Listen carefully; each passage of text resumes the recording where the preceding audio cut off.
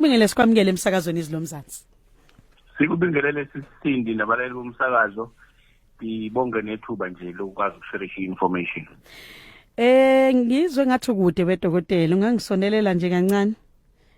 Khona kuzothi ukuphakama. Ngicela uphinde futhi kancane nje. Kuthanda kuba ngconywana dokotela. Angikunikeza ithuba lokubingelela umlaleli. Sibabingelele abalaleli bomsakazo, sikubingelele nawe sisindi sibonge ithuba. Thank you doctor. Ngiyafisa dokotela ukuthi usize sangena nje namhlanje sibukusana ngevitiligo ukuthi masikhuluma ngayo la khona sisuke sikhuluma ngani. Masikhuluma ngevitiligo sikhuluma ngento affecta isikhumba somuntu, siqale nje lapho. I-condition le noma i-disease affecta isikhumba. Isikhumba somuntu ke nje mase qala ngaso nje siyinto siyaziyo ukuthi cover umzimba. Bese kuba ukuthi ke sinamalayer ngamalayer ahlukene ama-cells ongeke uzwabone ngamehlo lawo ngokujwayelekile okufanele uzwabone ngaphansi kwalento ethi microscope ayabonakala but fanele uzubuke ku microscope. So mangabe sikhuluma ngawo khona ilayer le phezulu okuyona yona eyogcina lokuyona esibiza ngokuthiwa ama-keratinocytes. Uyona elapha phezulu le vamise ukuthi mawuthinta wena uzongathi uthinta yona. Emva kwaleyo layer bese kuba khona ke enye futhi ilayer yama-cells eyesibili esupporta leyo phezulu. Le phezulu engenhla ifana nokuthi every night uyayebuza hayi lokuthi ubone isikhumba sicebuka cha. Njalo manje moya embhedeni mawusuvuka ekuseni usuyishiyile angeke uzuyibone futhi nangamehlo. Bese kuba khona le esithathu ke kuthiwa ilayer yama-melanocytes. Isikhumba nje khona ilayer ekuthiwa i-dermis ne-epidermis. Nalesikhuluma ngayo lekuthiwa i-epidermis ephushuthu ngaphezulu kwe-dermis. So bese kuba ke lawa ke sokhuluma ngawo namhlanje lawa acishe ukuba yilayer esithathu yayo i-epidermis ekuthiwa ama-melanocytes. Ama-melanocytes ilawa kakhiqiza lento ekuthiwa i-melanin. I-melanin mhlawumbe ngenxa yokulekha kwegama nokuthi umlaleli asheshe ayibone I understand. Ifana nodai wesikhumba ngibeke kanjalo ukuthi mina njengoba nginezibala elizothile kusho ukuthi dai wami umningi kune-yellow bone. Angibeke nje kanjalo ngelanguage abashe bayi-understand abantu. Ukuthi ke ngokujwayelekile inamba yama-cells akhiqiza lowo dai ayafana kumina nomuntu o-yellow bone ngisho nanomlungu uqobo lwakhe ayafana nje inamba yama-cells. Umehluko ulike theni awami njengoba ngebala nje elizothile awukhiqiza kakhudlwana udayi kodwa inamba yawo iyafana nalo muntu obizwa ngokuthi uyellow bone. So iwona ke lama-cells lawo sikhuluma ngawo ke masikhuluma ngevitiligo azithola engasawenzi umsebenzi wawo. Ngamanye amazwi udayi awusaphumi ngendlela. Mayiqala ke lento ayikhaveni umzimba wonke. Iba yindawo amapheshe ngamapheshe lapha nalapha yana ubone nje mayiqala uzothola uzazi ukuthi uright abathe ngebadlana nje encane mhlawumbe ngasekhaleni noma la ngasemlonyeni noma around iso yabona into noma la ngasemlonyeni into enjalo noma mhlawumbe ngasekhwapheni njalo njalo noma kwi-groin le ndawo eqashile noma lapha ngaseyinzwaneni izona indawo evamise ukuthi ivamise ukuthi ibonakala iqala khona ayivamise ukuqala indawo esiyibiza nge-trunk noma mhlawumbe emathangeni noma emlenzeni noma emankonyaneni ayivamise ukuqala lapho ivamise ukuqala lezi ndawo lezi eyivelile mawugqokile lezi ey'hlala evamise ukuthi zivele including nenyawo. Ebese lezi ndawo ey'qashile-ke lezi ezama-fold njengakwi-groin mhlawumbe nasekhwapheni nakhona-ke iyaqala khona-ke. Kodwa ibonakala ngokuthi isikhumba sivele singabi nawo udayi ngamanye amazwi uthi unebala ezitheni ngamvele ube mhlophe lelo pheshe lelelodwa. Yes. Dokotela ngifuna ukuzwa la ukuthi ubani ongaba nevitiligo noma mhlawumbe kuyenzeka umuntu azalwe nayo noma uyithole sekhulile. Akubamisile ngizama ukucabanga nje ukuthi mina ngikaze ngihlangane nomuntu ethezalo benayo into othi mawukhula ebese iyaqhamuka. Abantu enza basengcupheni labantu naba ukuvela ukuthi kunomlando mhlawumbe ekhaya ngoba iyaba ufuzo. ngomlando ukuthi khona wakwaba naye ekhaya ungaba ke nayo nawo ayinabo ayikhethi ngobulili ayiningi mhlawumbe ngoba esilisa noma beningi ngoba esifazane cha ayinako ukuthi umncane noma umdala yebo ivamisile ukuthi kwabantu abaningi iqale bengakawuhlanganisi u30 kodwa akusho lokho ukuthi mawusuzile ku30 ngoba bakhona abanayo ngiyacabanga ukuthi abaningi bethu sike sesileleti khumalo mhlawumbe onga-understand sikhuluma ngani into eyenzakalile isikhulumeni sasileleti khumalo ezevela nakwabe indaba ekhuluma ngayo ileyo nto ke sikhuluma ngayo ke ikhona nemodla yasePretoria eyake yangenela South Africa inaleyo condition yesikhumba leyo yavela nje indabeni kwashiwo futhi ukuthi nayo lo condition vitiligo so sikhuluma ngaleyo nto enjalo ukuthi abaningi yebo ibaqala before bahlanganisa u30 but ingakwenza noma usudlulile ku30 so ayikhethi ngobulili ayikhethi ngeage ayikhethi ngokuthi uqhamuka mhlambe noma ngoba ivamise kubantu abanomzimba omncane ivamise kwabazimbile cha ayikhethi ngenzeka nombala kodwa basengcupheni laba asekuyenzeka emakhaya mhlawumbe ukuthi yaba ke ufuzo ingenzeka ibe kanjalo noma umuntu osebenza ngamakhemikhali athize angasike alimaze ama-cells akhe esikhumbeni yena enganakile ukuthi kulimale leyo ndawo egcina ingasakwazi ukukhiqiza udayi bese ivelisa libe mpofu noma libe mhlophe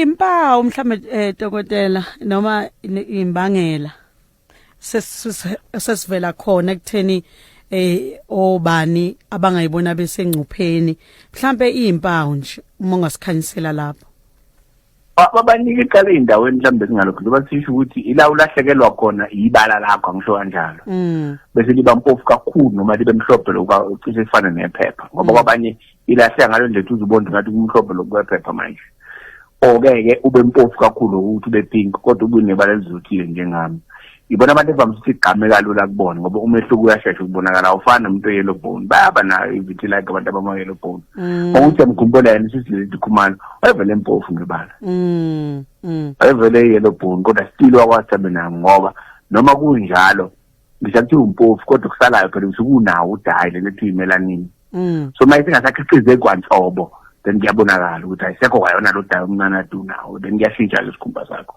so ke ubonakala ngokuthi kulahle kudayi kuma-patch athize endaweni abanye abantu basengcupheni mhlawumbe ngisuke ngangababalula sake sayikhuluma lento phambilini ngoba sisikhulume siyahlale ziyibuyele zona ngokuthi izifo zi-interchange noma zihlobene izifo eziningi angibeke kanjalo noma i-process i-disease process elidele ekutheni lize kube nesifo esithize uthothi ihlobene iyalidela futhi kwesinye isifo so ngoba ngikhuluma ngayo phela iqhamuka sake sakhuluma ngama-autoimmune diseases sasho sathi i-autoimmune diseases ila umzimba amasosha akho omzimba athi mayephathole emzimbeni kuba nengxenye ethize yomzimba wakho athi mayebheka ayitshela ukuthi ayibhilongi emzimbeni wakho bese yayi-attack sakhuluma nge-thyroid ngalelo langa yes so today-ke i-vitiligo yenye lawo ma-conditions ekungenzeka ukuthi unayo nje ingoba amasosha omzimba athi emayethi ngezizathu esingasazi nathi athi mayebuka ama-cells epheshi nje endaweni ethize mhlawumbe ebusweni bakho noma endaweni ethile emalungeni emunwe wakho noma endaweni ethize ekhaleni noma around amehlo angabona ukuthi lama-cells esikhumba sakho abhilonga kulo mzimba bese yayi-attack lawo ma-cells asakwazi ukukhiqiza lowo dayi enye-ke futhi yento engakudalela lokho ukuthi ube ne-vitiligo iyona kuphela i-process esiyaziyo bange-vitiligo kwabanye asazi ukuthi ibangwa yini so-ke umuntu one-vitiligo-ke kungenzeka ukuthi singasho ukuthi nombani unele nto kuthiwa ama-autoimmune disease including lesi esikhuluma ngayo i-thyroid gland nomunye mhlawumbe uhlobo oluthize lwesifo samathambo i-arthritis edalwa yilokho nanoma yini enye eyisifo esikhombisa ukuthi lo muntu nale amasosha omzimba akhe a-attack-e indawo enormal emzimbeni eyitshela ukuthi ayibhilongi lo mzimba lo muntu usengcupheni-ke ukuthi ne-vitiligo angaba nayo kwesinye isikhathi dokotela umlaleli angayibuza ukuthi kuyenzeka abe namabala mhlambe ebusweni basebethi abanye hayi okusho ukuthi udla kakhulu imikhiqizo ethile ingakho nalamabalabala ngabe lokho kuyiqiniso kangakanani noma akuhlobene yini nayo i-vitiligo ziningi izifo ezenza ukuthi ube namabalabala ahlukene emzimbeni lokhu sikhuluma nge-vitiligo ngole ephathelene nokuthi awunayo inkinga yokuthi amekhona infection ezengaphezulu. Abantu abaningi abakanjalo uthola ukuthi mhlawumbe udla imikhiqizo ethize wayeseyithola senefungal infection. Omunye izolinganisa khona into ama-tin staff, abantu abathanda umisho ukuthi uba ne-tin staff. Uthola umuntu naye sengathi unama-pesh asikhulumi ngalokho, i-infection leyo. I-vitiligo ayisiyi-infection, akusiyona into ngathi mohlele eduze kwami bese ngiyakuthelela ngayo. Ngoba kade sisho ayibangwa ama-virus, ayibangwa ama-fungus, ayibangwa ama-bacteria. Akusiyona into engingakuthelela ngayo. Okusho ukuthi into eyenzeka phakathi kumina emzimbeni wami eba ufuzo nodala ukuthi umzimba wami wona uzihlasela wona, amasosha omzimba ahlasela umzimba wami. Into engeke izikutheleleke leyo wena oseceleni kwami, nje kuthiwa upartner wami engidlala naye embhedeni owodwa ngeke ngimthelele ngayo. Ngiyakuzwa dokotela.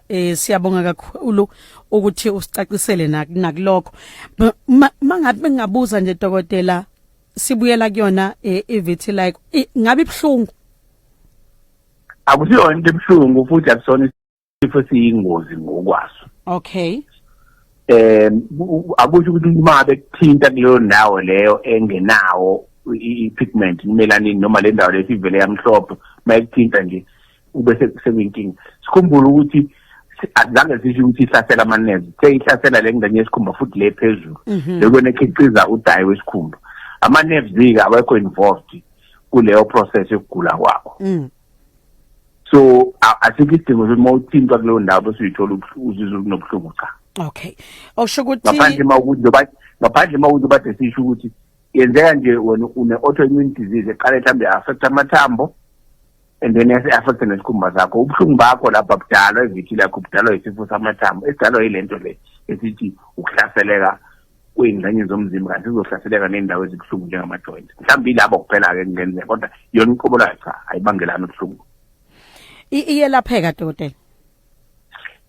I-vitiligo akusiyona into esingathi kune-treatment esiyaziyo ngokuthi iyasebenza, isafunakala namanje. So umuntu mangabe enayo-ke, ngoba mhlawumbe umbuzo mangase siyinwebe impendulo embuzweni wakho ukuthi pho uma ingalapheki umuntu wenze njani-ke unayo, liphi ithemba kanana enze njani, nakho sekushiwo ukuthi unayo, why abamdiagnose bamtshela ukuthi unayo i-vitiligo and then what. Obviously isikakhulukazi kwabesifazane abangakuqwayi lokhu kuyenzeka ukuthi urecommend certain makeup ekwazi ukuyiphesha leyo ndawo. Usuku uma ugezile it's fine, then kuseni uma usenamahloni noma into ongafuni ukucwaseka ngayo and umsebenzi wakho uyakuphoqa usebenze nabantu, akhona ama-makeup akenziwe ukuthi uyafaka njalo ekuseni, obviously izogezeka ebusuku noma ntambama, kodwa ekuseni njalo before uphume uyakwazi ukuyifaka. Cishe kubelula nako abesifazane ngoba vele i-makeup into yenu, ukuthi nabantu besilisa angakaqala kube nobunzinyana lapho. So option yokuqala leyo. Esibili bakhona o-cream abake basetshenziswa bahlukahlukene abayivimbayo ukuthi ingazali seyigcwala umzimba wonke, ngoba kuyenzeka igcine iyamabalabala ey'ngxenyeni ey'ningi yanda.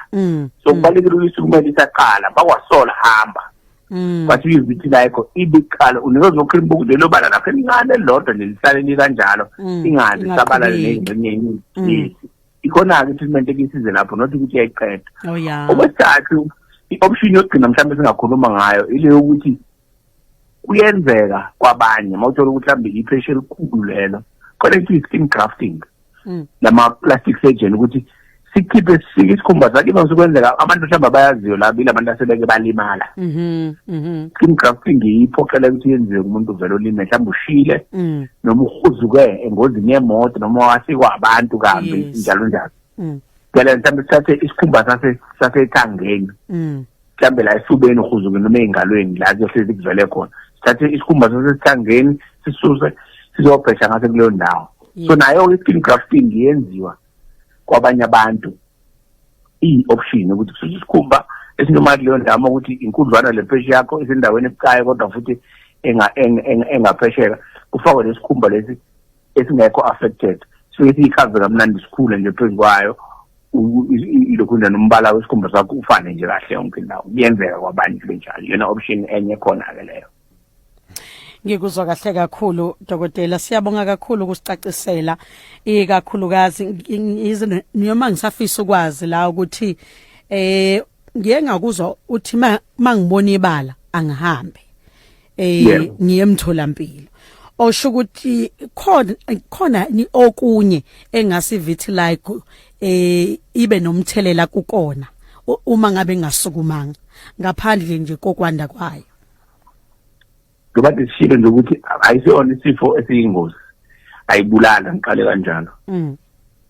Iyona nje yodwa ayibulala. Uma kwami sekubheka ukuthi asiyona yini le yamthana noba sisho nama autoimmune disease, khona ama blood test kazokwenzeka ngoba ngenzeka ukuthi yona yaba isifo sodwa imele yodwa, in most cases imele yodwa. Kuma cases amanye ayihambi yodwa, yamthana nabo thyroid sesikhuluma ngabo last time. Yamthana no rheumatoid arthritis, uyisifo lesi sama joints abhlungu, enye yamthana no rheumatic heart disease. So kungenzeka ukuthi i-sign nje kodwa yezinye izinto ezenzekayo emzimbeni wami ezingase zibe ingozi, not ukuthi yona inkobolayo ingozi. Kubalulekile ngisukumele ukuthi ngibheke ukuthi iyodwa noma yamthanda nezinye izifo eziyingozi na. So kubalulekile noma kuthi incane kangakanani ngisukumele. Ngizwa kahle kakhulu dokotela. Mhlambe ezinye zezinto ubalulile ukuthi kukhona ucream ongakazi ukusebenzisa, kukhona ne-makeup ekwazi ukuthi ivale lezo indawo. Zikhona nezinye izinto engafuneke ngiyiqaphele uma ngabe sengithola ukuthi nginayo vitiligo. Kubalulekile ukuthi ngiqaphele ngoba ukhumbula ukuthi enye into mhlawumbe singazange siyichazile umsebenzi walento ekuthiwa imelanin lo dayi besikhuluma ngayo. Umsebenzi wawo ukuthi uzivikele. Sorry. Umsebenzi wawo ukuthi uzivikele kuma ultraviolet rays elanga, yawa absorb ukuthi angangilimazi, ingashi ngibe ne-sunburn. Umuntu ompofu kakhulu abukuthiwa ama-airborne bayakwazi-ke bona lokho, singahamba nabo siye beach, mina ngayifakanga lutho, nabelungu bayakwazi mabeyolwandle khona abayigcobayo i-sunscreen, ngoba uma ungayigcobanga ngokuthi wena imelanin yakho incane iza njengoba injalo imsebelanga utho sikhumba sakho sisicebuka sesingathi siyasha.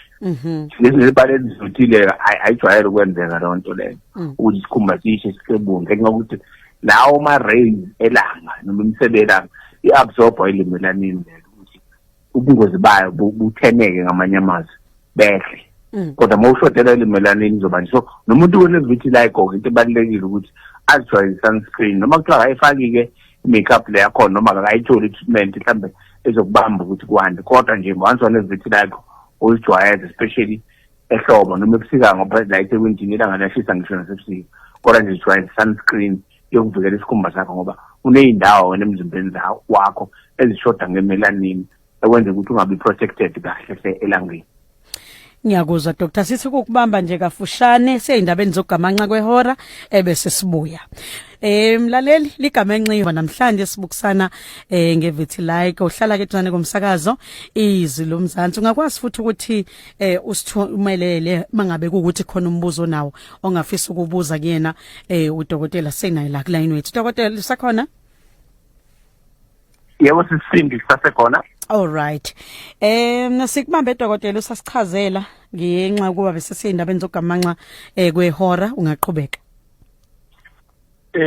Besisachaza kona sisukuthi umuntu kubalulekile ayisukumele vitiligo, akusona into ethelanayo mhlawumbe beka nje amaphuzu abalulekile kungenzeka ukuthi ungena manje simsummarizele ukuthi into engaba ufuzo ayikhethi ukuthi unebala elizothile noma ibala elikhanyayo yini ungaba nayo, and then bese kuba ukuthi ayinamnyaka ayinabulili, bese kuba ukuthi futhi ayithelelani. Ngicabanga ukuthi into ezibalulekile lezo nokuthi mangabe isaqala isukumele ngoba wesikhathi ayihambela yodwa noma bayingxenye lento esasibiza ngama-autoimmune disease, ukuthi isikhumba amasosha akho omzimba avela abona nje leyo pressure yesikhumba abese yayihlasela udokotela wasakwazi ukuproduce udayi lento esiyibiza ngemelanin, bese uyithola-ke unendawo nje nempofu kakhulu esikhumbeni sakho yodwa i-isolated. Sasesakhuluma nokuthi kubalulekile ukuthi umuntu osediagnoseke ngale nto lena mawukuthi treatment mhlambe abakamnikezi ngoba ama-treatment vela limited, kusebenziswe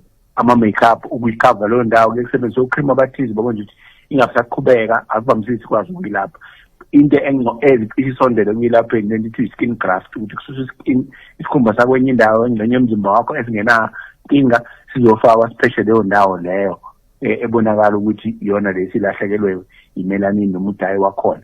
So ilezi zinto beyibalulekile ukuthi uma usunayo-ke sebenzisa phela i-sunscreen ngoba leyo ndawo leyo engenayo imelanin ayivikelekanga elangeni. Kuyafana nje nomuntu ompofu kakhulu noma belungu ukuthi mabehlangana nelanga basebenze into ama-sunscreen ngoba bayazazi ukuthi if bengayisebenzisanga isikhumba sabo siyacebula ngoba imisebe yelanga iyashisa esikhumbeni izisicebule. Kanti ngonebala elizothile noma lingazothanga kakhulu kodwa nje uma umuntu omnyama ngoba bakhona phela nabantu abamnyama abampofu, kodwa uma umuntu omnyama at least imelanin yakho iyakuprotecta kangconywana ekutheni isikhumba sakho singacebuli noma singashi shiswa imisebe yelanga. Uma uzazi ukuthi une-vitiligo uyaphoqeleka ukuthi zijwayeze ne-sunscreen ngoba uzosha ucebule ngempela futhi kule ndawo le ene-vitiligo. Ngizwa kahle kakhulu khona umlaleli osibhalele uthi sawubona Sindi nodokotela ndodakazi wami unayo i-vitiligo, uthi ke uyile kudokotela umnikezile ucream wokugcobisa kodwa ngibona engathi iyaqhubeka. Ikhona yini enye indlela esingakwazi ukwenza ngayo dokotela? Ngiyabonga umama uMashimane kwakhe. Ngibathi sisho sisukuthi asikakabi nayo treatment yakhona. So cream abahlukene nabanye phela uthola umuntu mhlambe uthi lo ngase kusebenzela uyabiza kakhulu, so udokotela lo asuka ekuyena noma ekliniki bamnikeza ngokuthi bona banani. Ezinto zingathi ifika ipatient ikina uthi kuyasho ukuthi hayi lento le challenge ibiza 2000, cabanga umuntu mhlambe uthi ufikile kuwena uzombhalela i-prescription jambo othenga into ka-2000 rand. Ngenza nje sibonela ngithi ibiza leyo mali ukuthi kwesikhathi nakho-ke lokho kuyalimithana, but into ebalulekile ukuthi uma une-vitiligo ubonane ne-dermatologist, ibona abantu who are abangakwazi ukuthi bakulekelele noma bazi ukuthi into ethize iyabiza, mhlawumbe nomndeni ngayihlanganisela bese beyakubhalela-ke lowo cream ongakusiza ukuthi ngandi. Nakhona futhi njengoba ngisho ukuthi khona abanye uthotha i-aggressive ngale ndlela ukuthi noma nithi niyamnikeza lezo zinto evamise ukusebenza kwabanye ngoba phela imizimba yethu ayifani. Uthothe ayistil yaqhubeka. So akufanani. Nithi ngam-advise ukuthi akabonene ne-dermatologist asho ukuthi uma ukuthi kanjani ayibhali into uma ukuthi yona ayinikezane, mhlawumbe angasayitholi epharmacy ezomnikeza ngcono ngoba le ayitholile ayisebenzi. Dokotela, isivame kangakanani kubantu bebala insundu yona i-vitiligo? Ikhona noma kungenayo ama-figures right now ekhanda lami, but yona i-common ngoba ngisho iqalazela nemphakathini uyayibona ukuthi iya ngokuyiyanda. Enye esinye sezanto bathi sisho ukuthi omunye umuntu kuba nama-chemical injuries abakhona ukuthi sothi usebenza enkampanini ethize akakaziwa. Ezinto sizazi sesiyibona sezenzeka bese kuyima kwenziwa ucwaningo. So khona umlaleli ukuthi mapha ama-chemical. Ukhona umlaleli osibhalele la doctor uthi ngama-70s yayingavamisile kakhulu kubantu abamnyama. Uthi ukhule ibizwa ngesifo sama-India. Ngabe yini le esishintshile njengamanje kuthina? Ziningi into eyishintshile sisi ku-environment. Asiqale la yabona nje beningathi ngama-70s. Masikhuluma nge-environment community siyayikhapha kakhulu into environment ukuthi umuntu umphumela wama-genes noma ufuzo plus environment. Uthothi ufuzo akashintshi lona. Into eshintshile i-environment. Ukudla bese kudla kuma-70s akufani nokudla bese kudla. Bese ungathatha inhlabathi makuthiwa khona isampula ukuthi ngeke usaphindele emuva. Kodwa mangase ubheke iy'thombe zabantu ekushuthela inhlabathi yangaleso sikhathi, iy'thombe zakhona besiqhathanisa nenhlabathi yamanje. Inhlabathi eningi yaqala emnyama inama-nutrients yonke into. Iy'moto zakungakandi ukungcolisa i-atmosphere, so nemvula eyayinethwa kwemvula eza nje i-pure. Nemvula yamanje i-pure enjalo but sekumele ukuthi i-acid rain ukuthi ithi izavayele kugcwele ama-chemical ama-perfume lawa agcwele lawa esiwasebenzisa. Iy'moto seziningi zikhafulela intuthu yazo, ama-factory maningi akhafulela intuthu. Yonke leyo nto i-affect i-quality yemvula. Leyo mvula uma inetha phansi i-affect i-quality yokudla esikudlayo.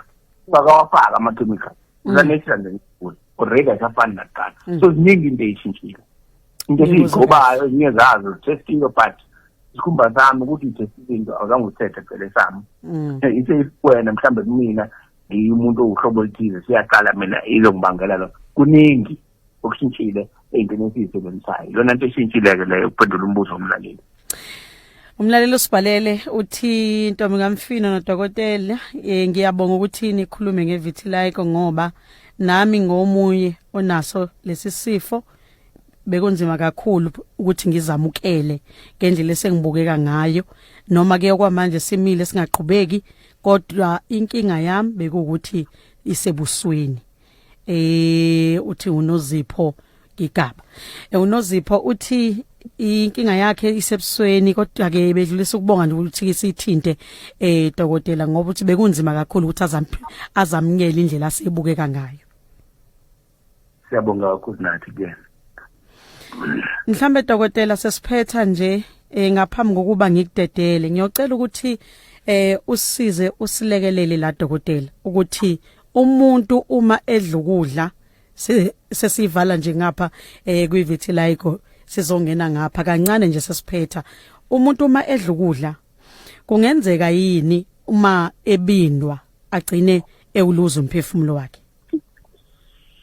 Yebo kunjalo ukubindwa kusekwenzakala asichaze lento mayibindwa yini abantu abaningi bacabanga ukuthi ukubindwa kujama mhlambe angilekanise ngeqatha ngoba nje bangisukubinda abantu leyo qatha lenyama ukuthi into yayitshela ukuthi ihleli laphezulu iyahluleka ukuthi yehle mhlambe likhulu kakhulu ukuthi lehle emphinjeni ngomningi yes ngepipe lokudla no ukubindeka usho ukuthi ukudla esikhuleni sokuthi sokudlwana yebo but esikhuleni sokuthi kwehle ngepipe lokudla kulothi ngqi epipeni lomoya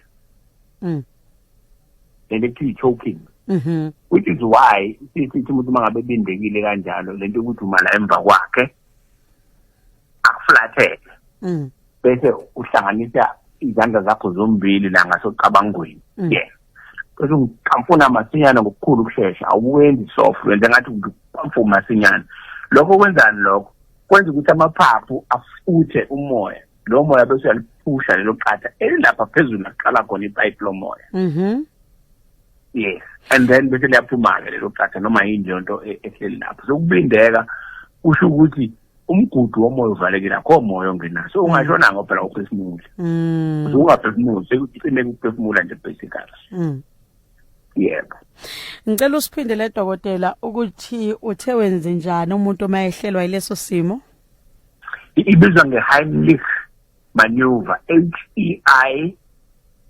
HEIMLICH bizwa kanjalo Heimlich maneuver umaneuver ke ubona loka MANOUVER so mangabe ukwenza lokho uma emva kwalomuntu momuntu ubindekile uma emva kwakhe umkampune inqindi amanqindi akho mabili enye ibe phezulu kwenye awuyihlanganisi izandla njengomuntu esobethandaza cha uvube nenye inqindi enye bese uyibeka phezulu kwenye uyibekela ngasocabangweni kuyena and then ukukhisha umkampune nje masinyane lokho kudala ipressure la emapashini ukuthi kufanele ukuthi umuntu obamba isigubhu samanzi bese asiqafuna amanzi aphuma eqhasha lapha phezulu noma kuthiwa kunezivalo basiyilusi siyaqhasha lesivalo leso omunye uzodidwa ucabanga udokotela ukuthi ulibuphi ucabanga ila ngasovalweni sorry la ngasovalweni ngezansi kwaleli thambo leli elisecenter elihlangane la imbambo soyihlangane khona khona ithambo nje la igcina khona ezansi la lesithi ngasovalweni ilapho kusuku lokhona ngoba wenza diaphragm ukuthi iphusha amaphaphu bese iphusha leyo nto ekubindile la ngoba kusuke kuvaleke ipipe lomoya not lokho kumshange emuva dokotela akusizi kahle ungasiza depending ukuthi ibalance yakho okukhulu beqatha nokuthi konke inteli nje lusi yasiza ke mhlawumbe lincane futhi noma lilikhulu phela ukuthi ngenze lehle ngelo khunjana ngepipe lokudla but isindi lapha phezulu but alikazizi kuyakusiza ke lokumbhonya namhlanje especially ingane sesibona ukuthi ingane uyibone seyikhiphi ukuthi ibhonya kancane namhlanje ungaqala la but if that doesn't work ungaspendi isikhathi esiningi kakhulu ngobona kusebenzi kwenza into engisho nasenganeni uyayibamba la sebuvi ilokho mayiphula kodwa imbamba phela ungenze ngamawala ukuphula imbamba wenze ngepressure ingane nokuthi yengane Dokotela siyabonga kakhulu nangesikhathi sakho sinike sona kumsakazo wezilomzansi bengicela usinikeze inombolo zakho ukuthi umlaleli ofisa ukuxhumana nawe angathola kanjani Siyatholakala enambeni yocingo u031 031 940 940 97 97 61 61 enye itholakala kuyona u081 081 424 424 19 19 36 36. Nkosi nibusise. Ikubusise nawe dokotela, siyabonga.